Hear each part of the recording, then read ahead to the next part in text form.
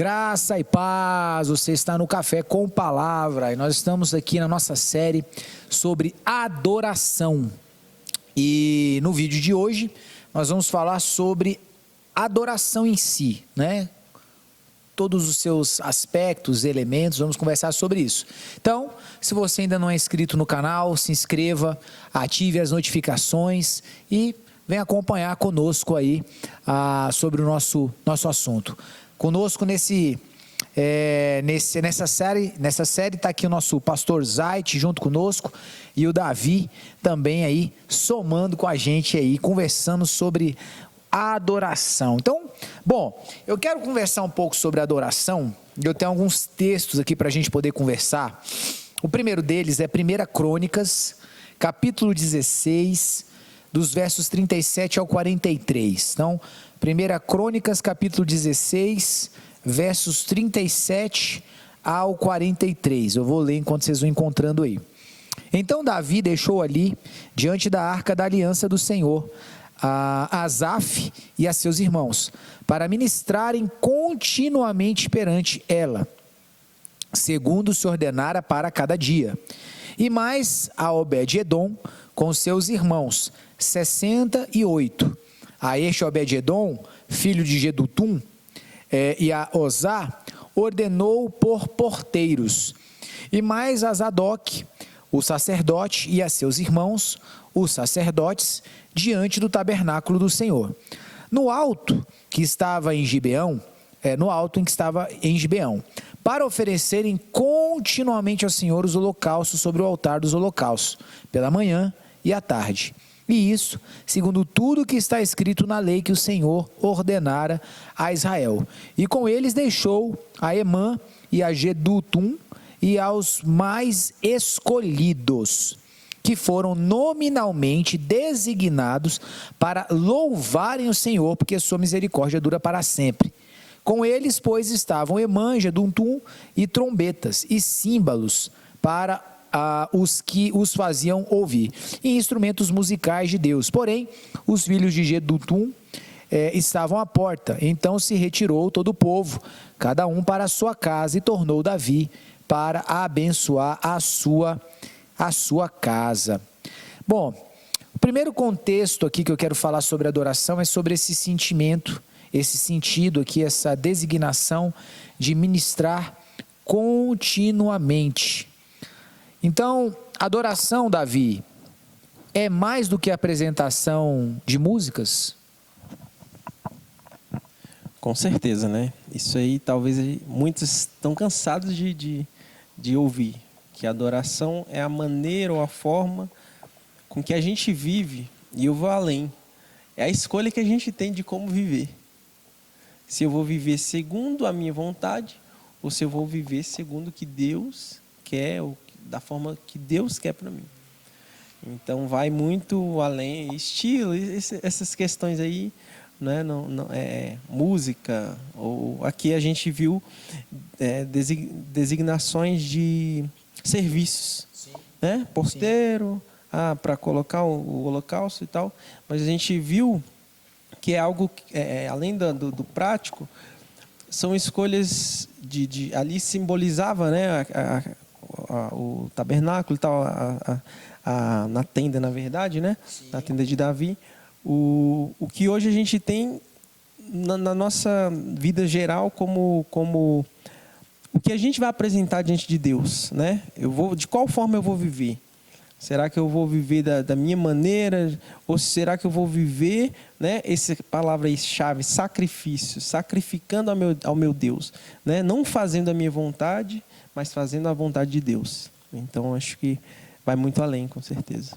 É triste a gente ver, estava até falando aqui nos bastidores antes da gente gravar, é triste a gente ver algo que foi designado por Deus para ser profético, né?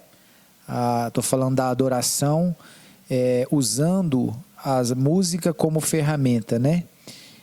Algo que era para ser profético, e foi profético durante muito tempo, hoje, de uma maneira geral, se tornar entretenimento, né? Então saiu do campo do profético para entrar no campo do entretenimento.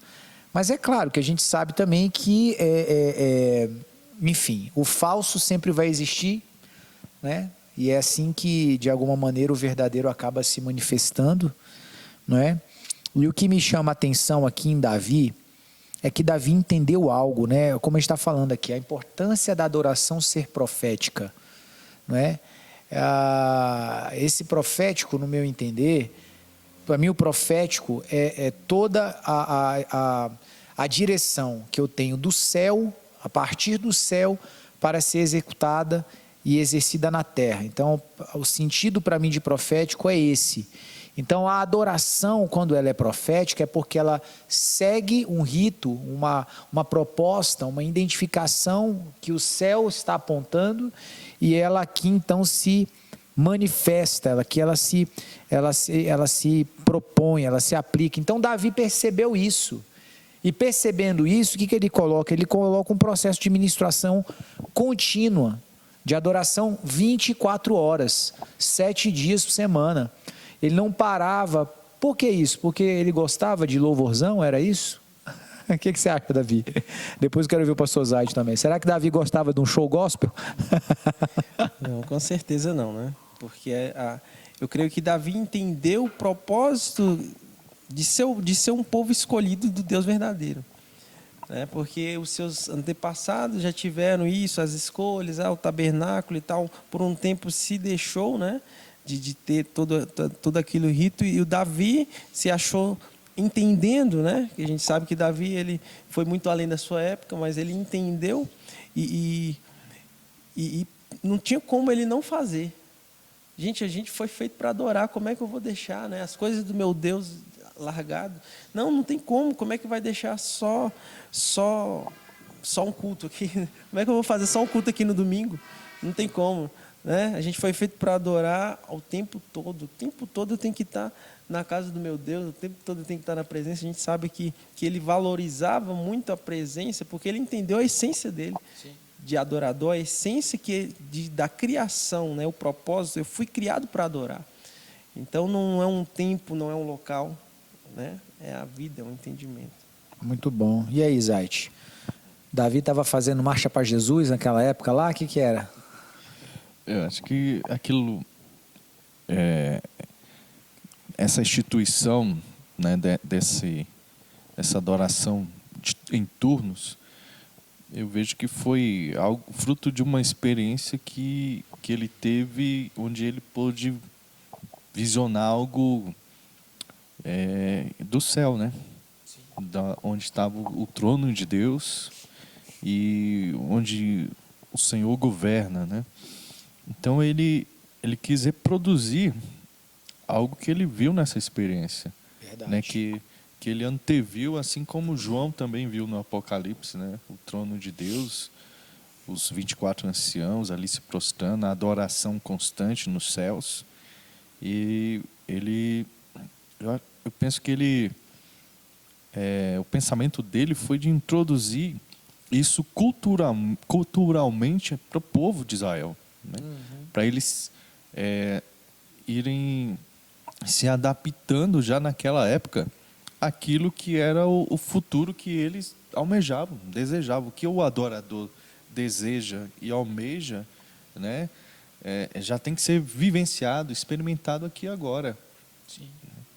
Essa forma de tributar a Deus pelo que Ele é, né, incessantemente. O profeta Amós, no capítulo 9 do seu livro profético, os versos 11 e 12, né, vai nos dizer assim: naquele dia tornarei a levantar o tabernáculo caído de Davi e repararei as suas brechas, e tornarei a levantar as suas ruínas, e o edificarei como nos dias da antiguidade, para que possuam o restante de Edom e todos os gentios que são chamados pelo meu nome, diz o Senhor, que faz essas coisas. Bom, o profeta Amós, ele já está vivendo um outro período, né? E ele relata aqui algo que Deus está mostrando, de que haveria restaurar do tabernáculo caído de Davi. E aí eu queria conversar. O que fez, né? O que pode fazer, né?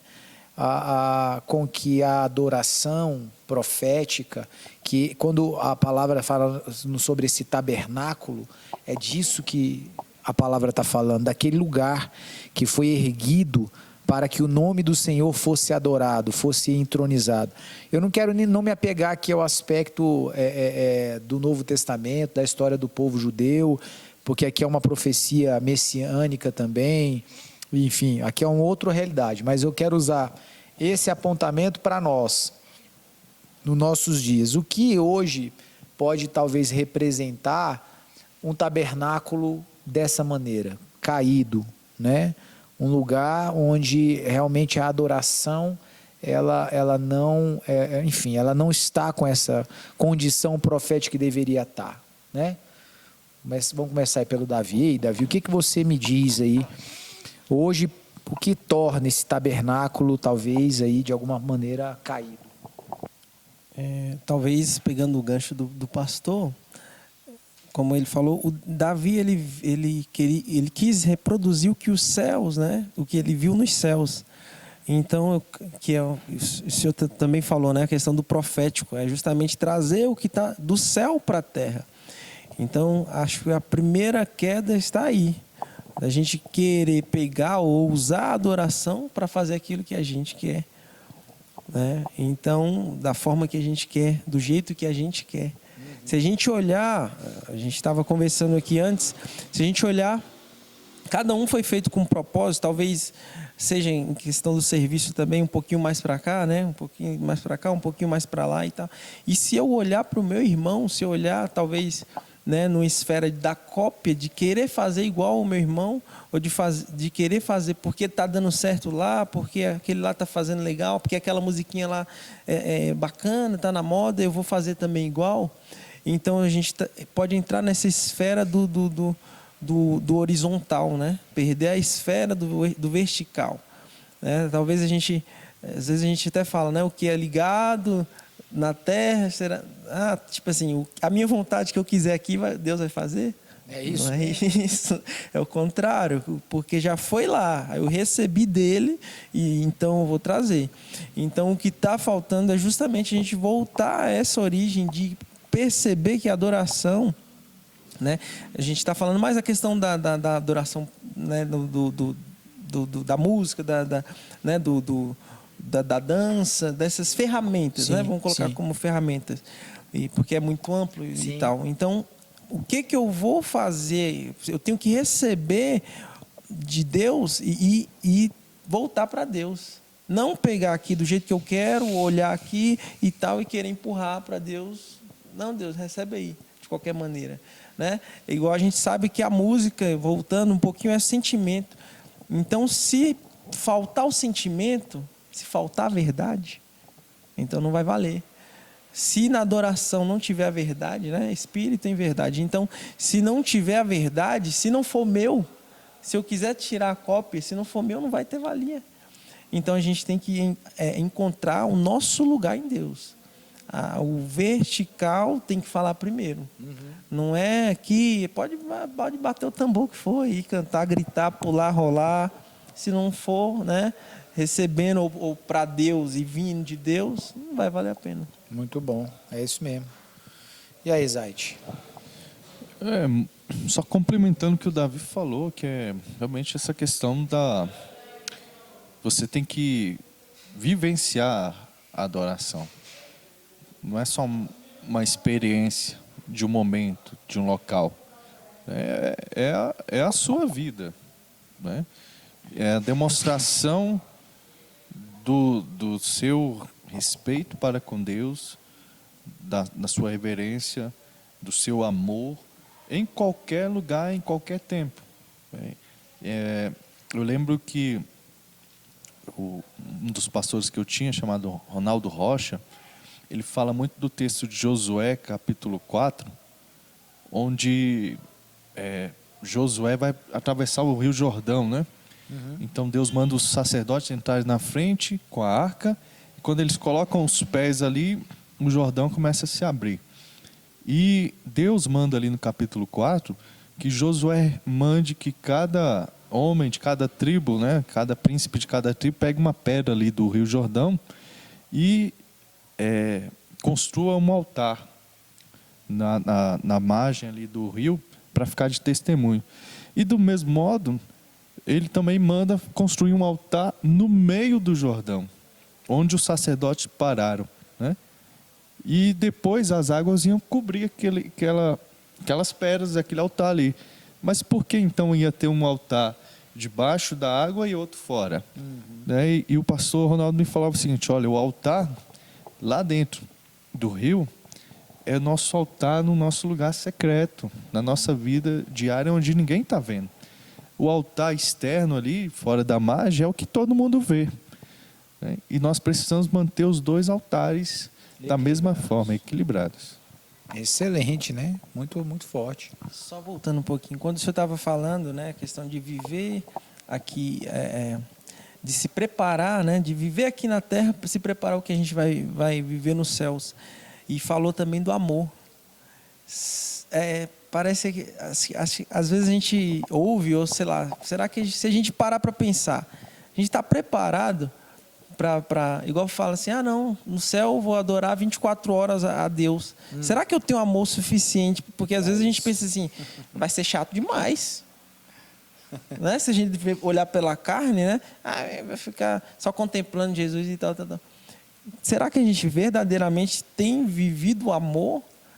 Porque quando a gente amor é Ele, é tudo, é Ele, é para Ele. Então, só de estar perto, só de contemplar já seria, né, o maior extraordinário, né? Extraordinário. Então, a adoração, será que a gente tem vivido pelo menos um pouquinho disso? Né? De entregar tudo a Ele mesmo, de não pensar no amanhã, não, será que eu estou preparado para entregar tudo mesmo, né? É a entrega, Sim. É a renúncia. Então, acho que a gente tem que muito buscar essa essência do amor, porque o pastor falou de uma vida individual. Não é? Talvez a gente quer empurrar, ou sei lá, é beneficiado com a graça do momento ali, de um culto, de uma vigília e tal, mas se eu sair dali e não for transformado, se eu voltar a viver a minha vida da forma que eu quero, dando migalhas para Deus, né? Será que eu vou estar recebendo a graça ali de migalhinhas ali? Será que está legal? Será que eu estou contente com isso? Né? Será que pelo menos chegou no tornozelo as águas? Será? Então, assim, esse universo do amor que a gente tem que buscar, de voltar à essência, né? de conhecê-lo mesmo, porque, igual fala, adoração, eu tenho que conhecer para adorar. Né? Como é que eu vou adorar aquilo que eu não conheço? Não, você vai ter que ter o mínimo de conhecimento. A partir do momento que você começa a conhecer o Senhor, aí sim, cada vez mais vai aumentando este amor, essa paixão, essa esse chama. Isso. Para mim, o maior, sabe, talvez perigo nosso nisso daí, ou lugar que a gente chegou, é perder exatamente essa essência, né?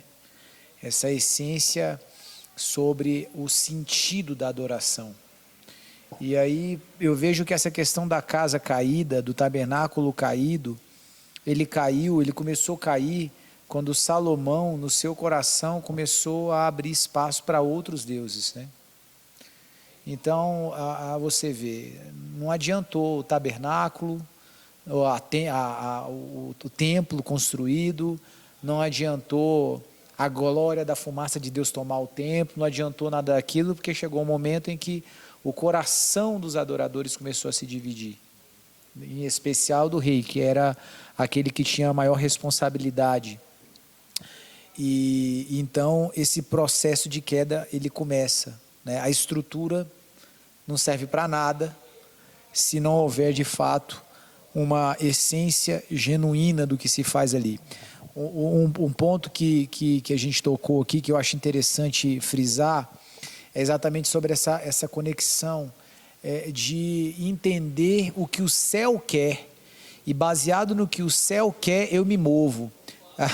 Eu vejo as pessoas falando sobre fé e, de acordo com o texto de Hebreus, a fé, Hebreus 11:1, a fé é uma certeza, né?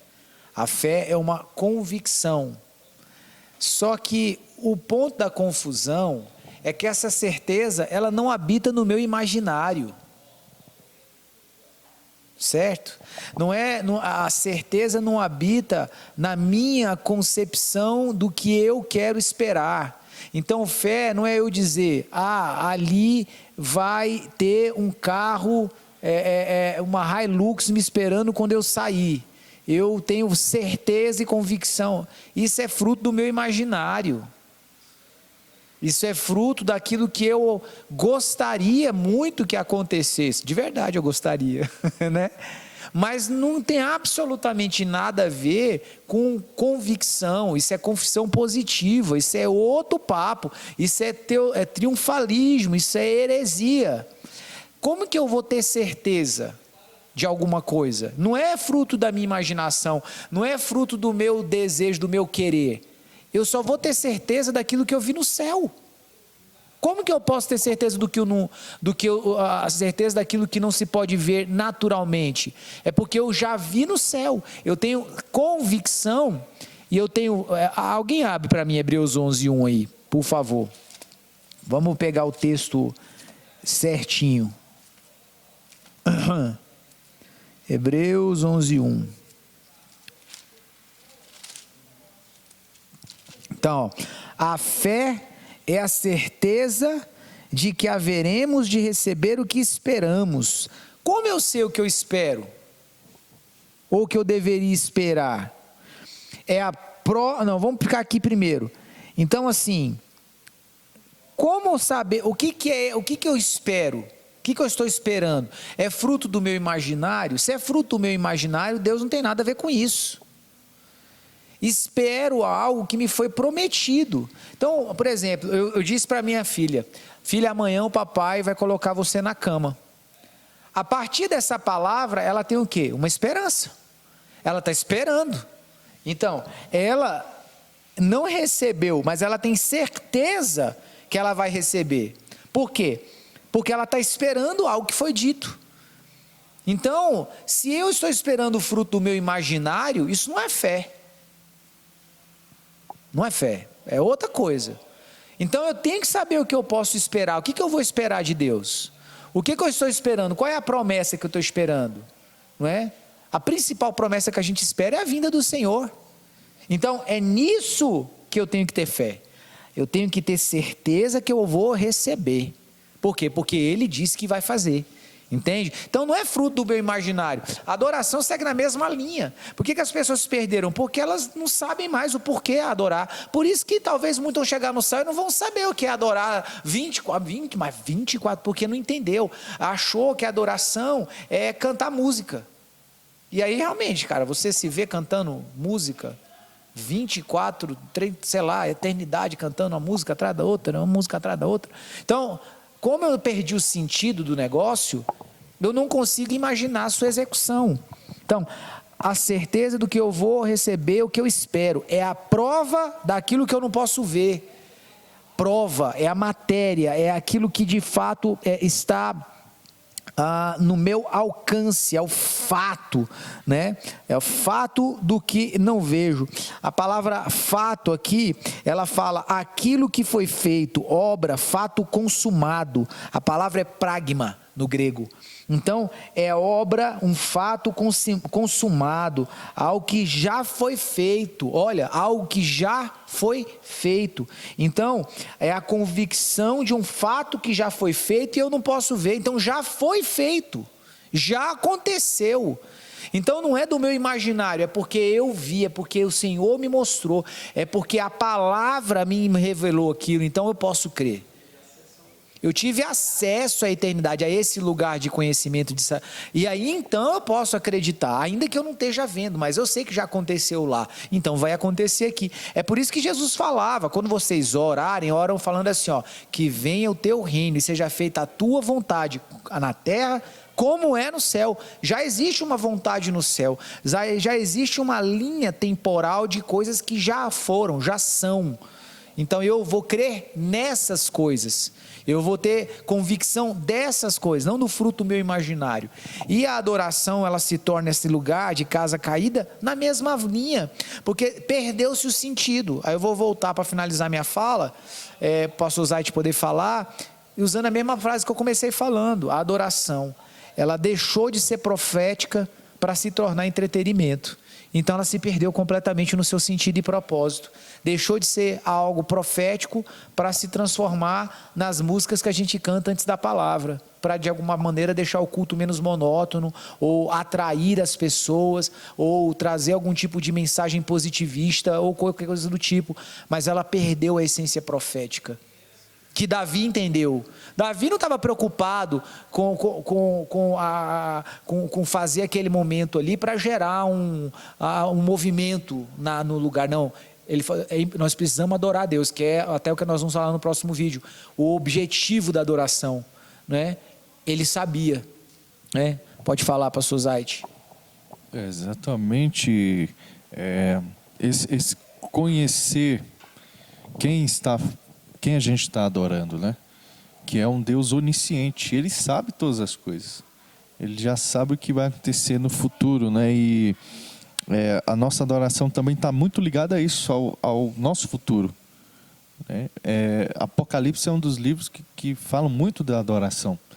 E eles exaltam a pessoa de Jesus do começo ao fim, sim, dando mais ou menos uns 120 títulos para Jesus ali. Todos eles exaltam a sua morte, ressurreição e o seu reinado eterno, né? E a nossa adoração tem que ir muito nessa linha, né? De adorarmos a Ele porque estaremos sendo governados por Ele, porque aceitamos o seu governo eterno na nossa vida, né? A palavra de Deus fala que o homem espiritual discerne tudo espiritualmente. Então, para a gente adorar, a gente tem que ter um entendimento espiritual. O que Deus está querendo conosco nesse, né, não vou dizer um momento de adoração, mas na nossa adoração diária. Sim.